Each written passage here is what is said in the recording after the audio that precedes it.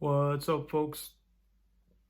Just wanted to record this quick video about my experience, and it's kind of a interesting take on just working for other people. And I was working at a tile shop here locally, and had a chance to work with some great guys. Big shout out to Carl, the owner, Caesar, Chris, Ben, and Mike. You know, some great guys who I had a chance to learn a lot from about tile, and in particular Carl and Caesar, who had a chance to learn a lot from them in different ways. You know, Carl's a business owner.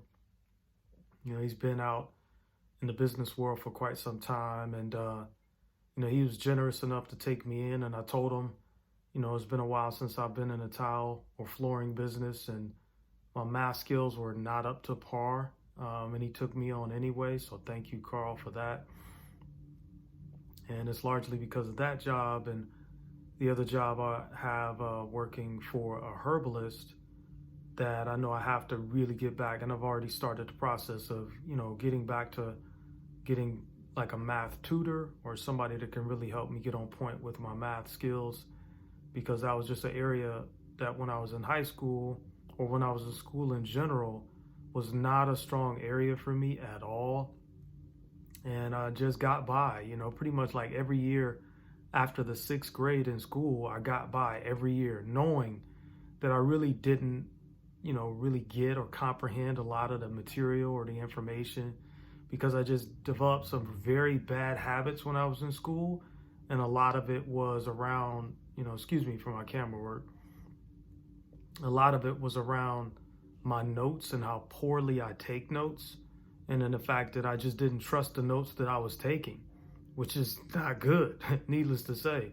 And then a lot of times, even if I took really good notes and I took detailed information, when I went back to them, I still find myself saying, or just not trusting it. It wasn't even what I was saying. It was just in the back of my mind. I'm like, is this accurate? Is this right? Because, you know, what I'm about to submit as an answer is going to be contingent upon the notes that I've taken, and I did not trust the notes that I had taken.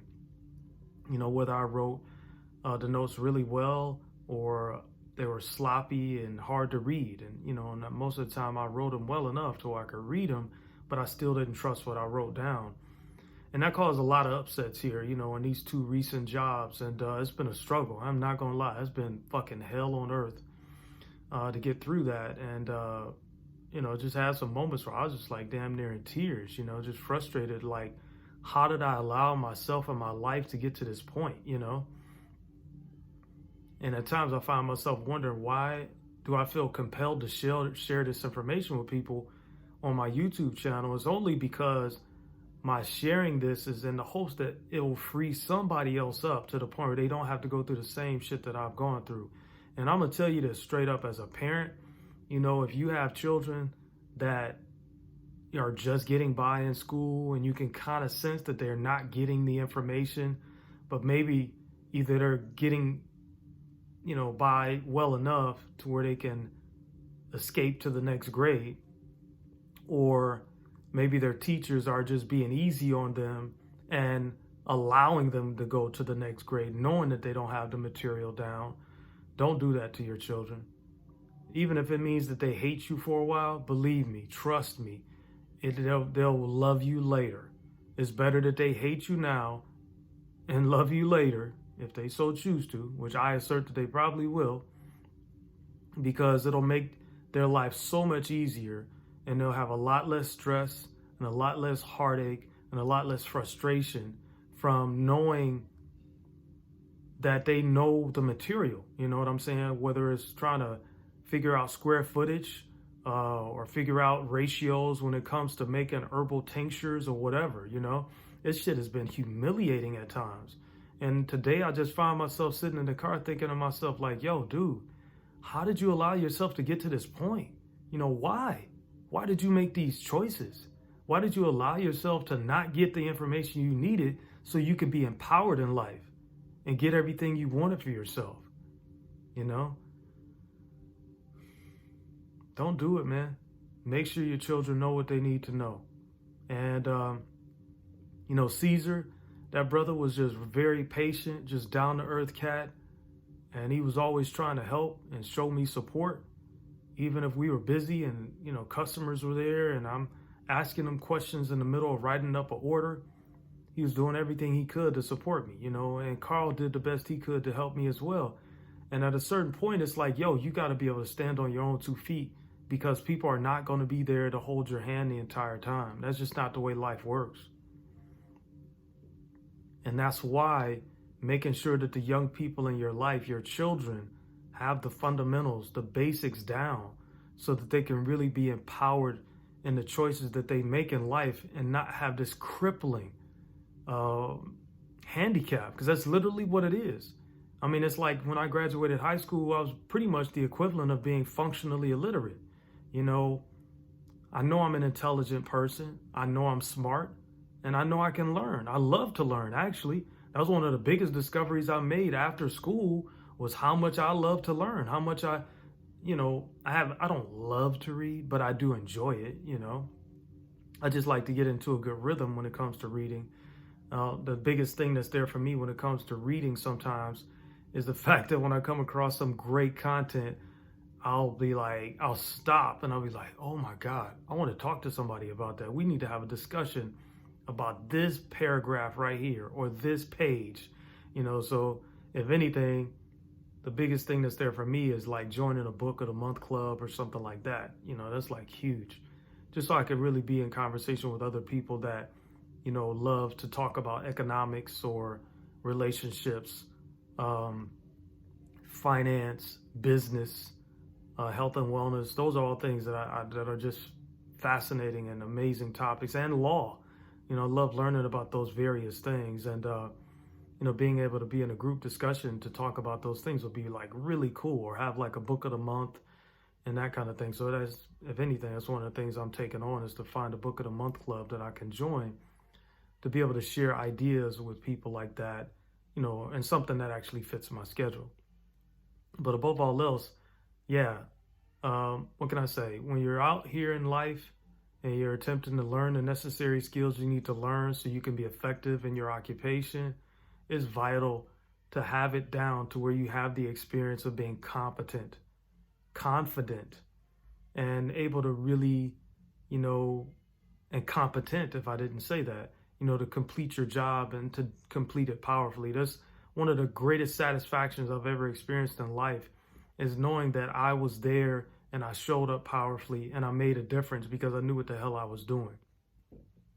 And it was obvious that I knew what I was doing, not from a cocky or arrogant point of view, but just from a confident and fun-loving perspective, to where I could really be over there with the other person and what they were dealing with and really hear what was going on with them and what they needed. And I was able to effectively address that need in the moment so that they were left empowered and excited to come back and purchase more in the future or whatever.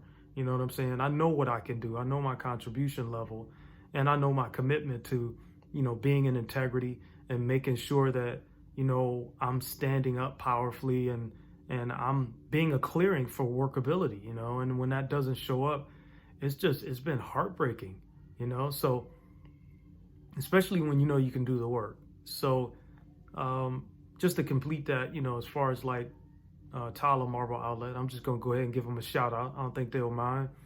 Right down there on 360 Coral Street in Santa Cruz. Give them cats some love. You know, they do good work and they're good people. They get overwhelmed sometimes, but you know, one of the things I would say is that when you're a small business, especially in this economy right now, when the government is actually paying people to stay home, and a lot of times they're paying people more to stay home than they did to actually come into work, it can be a challenge. It was a challenge under normal circumstances. It's a challenge even more so under these circumstances to find people that are qualified, that want to do the work and want to show up. And so it's been kind of a double-edged sword, because as much as I love, you know, being able to show up and be a contribution at a job, I know that trading time for money is ultimately not what I'm after. You know, I'm after wealth. I'm after riches. I'm after time freedom, which is what wealth, you know, really makes more of the space for than even being rich does, you know. And that's a powerful place to be. So, jobs have their value. And if you find what you love, that's why, really, I did a video on Undercover Boss because, that show just like touched my heart, just to see bosses or managers or owners of a business that would get in there and just find out what the people that work for them were really dealing with and really be, in their listening, so to speak, to where they're like, wow, I didn't know that my staff or people that work for me were dealing with things on the level that they were. And, of course, the cameras were around and all of that. So it's public relations and everything. You can, definitely make a case for that. And at the same time, I do believe most of what they shared on that show was genuine and that they really cared about making a difference for their people. And sometimes, this is the biggest takeaway that I've learned from talking to some business owners, is that sometimes they have certain restrictions to where they can't afford to pay you any more than what they're paying you because they're dealing with things in their own personal space. So you never know what people are dealing with. So, try to have some compassion. I know that's easier said than done sometimes because we all get caught up in our own point of view and our own way of looking at the world and wanting things to be a particular way. And at the same time, you have no idea sometimes what these business owners are dealing with. And that goes the same for the employees of these business owners. So it's like, can't we both, from all sides of the spectrum, have more compassion for each other and be more empathetic, And at the same time, one of the reasons that I want to create wealth is to actually own some brick and mortar businesses and actually to have programs in place that actually help people to improve their computer skills, to help them to pay for college if they want to get continuing education and have enough money to where it's just a write-off for me, to where they don't even have to go into debt with financial aid. They can just get a grant or, issued by my company that they can use to pay back or pay for their schooling. Because you have people that ultimately, it's like the saying goes, God bless the child as God his own. And that's absolutely priceless when you got your shit handled and you don't have to be dependent upon anyone or anything. If you work a job, you're working it because you want to work the job, not because you have to work the job. If you're riding mass transit, you're riding mass transit because you want to ride mass transit, not because you have to ride mass transit. Two totally different conversations. And I just saw this article about West Hollywood, California, putting out the highest minimum wage, probably, I guess, in the history of the world, right? Or the Western Hemisphere, of like $17.50 an hour or something like that. And then a part of the article was about how it's actually that can actually be crippling for a lot of small businesses that are still struggling to recover from COVID, that may not have gotten the money that they needed from the government to help them keep going in a time when the government essentially took away their ability to make money and to be able to pay their employees and to live, more abundantly, or to continue to have a prosperous business.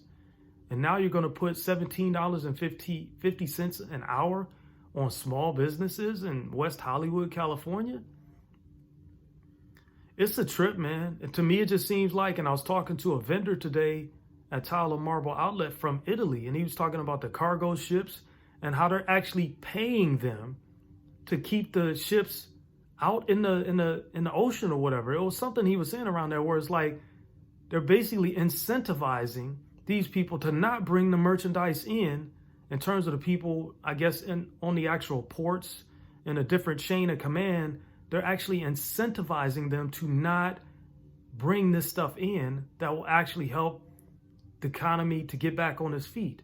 That just sounds like straight sabotage to me. And this is from a guy who comes from Italy to actually see what the shipments are like when it comes to the tile that we had in stock at the store. So, wow, what can I say, man? And then we're going to say thank you to a friend of mine, Suzanne, for the conversation I had with her today. Because, man, I was in a bad place about just different things that have been showing up. And to really be able to hear, and that's one of the things that's been kind of unique about my life experience, and at the same time, almost kind of like a hindrance, is I always find myself kind of in the middle. It's like I'll hear the complaints of, my coworkers, and then I'll hear the complaints of management, because sometimes it seems like a lot of times when I work for different managers, they know that I listen a different way, and it's largely because a lot of the training that I've done, shout out to Landmark and the communications program, which really trains people on how to listen, effectively and really be in another person's listening to where you get their communication. That's what I mean. Like you really hear them, and people know when they've been heard. And a lot of times from that, they actually trust you more. So, shout out to the communications courses at Landmark. It's not always easy.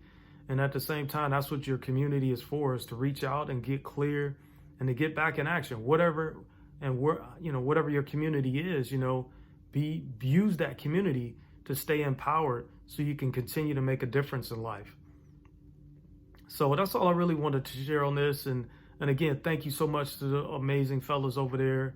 I'm so grateful for that opportunity. It only lasted maybe 3 months, but I love that tile industry. And actually, once I get up on my math skills, I probably am actually going to go back and try to work there again, or maybe own a tile business. I think that's a very cool industry, and there's so many different choices that you have when you're talking about porcelain and, golly, Corian or granite or quartz. I mean, the ceramic tile, I mean, slate tile. I mean, the choices are absolutely endless, and that can actually be a bit much to really process sometimes when you're trying to make a choice when you're about to redo your kitchen or your bathroom, because it's a lot to take in, because you want to really be happy with the choice that you make. So ultimately, all I'm really communicating in this video is, business owners and employees, let's have some compassion for each other. We all have stuff that we're dealing with in this life. And the more we can listen more effectively to what's going on with the other person, the more it makes available breakthroughs, to where we can have our businesses run more effectively. We have greater levels of retention and less turnover, a happier work staff with higher morale. And that's absolutely what it's all about, man. I don't think most of us truthfully want to go to a job and trade time for money, but we need something to do. And if we don't run our own business, then having something that occupies our time to where we feel like we're able to be a contribution to someone in some way, and then we can earn some money from it, is a good thing. And it's all about we the people. Can't really rely upon the government, because they've kind of proven that they don't really give two squats about the average business owner or the employee, truth be told. So take care of yourselves, folks. Keep creating the best life you can possibly imagine. And I'm far from having the answers. I'm in discovery about what works and what doesn't when it comes to this thing called life. And that's the only reason I have this YouTube channel up. That's the only reason I share what I share, vulnerably or whatever, about me and not being good at math or whatever. It's like I said, if me sharing some of this content on here can be a breakthrough for somebody else to where they can catch up earlier and not have to feel so far behind, then that's what it's all about. I wouldn't want anybody to have to suffer unnecessarily, and at times I've suffered. And it's largely because I just didn't get the basics down, and when you don't get the basics down, you can't take on anything else because you don't know the fundamentals, and everything starts from that. So take care of yourselves, folks. Be well and love what you do. And I know a lot of y'all don't like Donald Trump, but one of the quotes he made a while back that I really love is he said, "Do what you love!" Exclamation point. I'll leave it at that. Peace.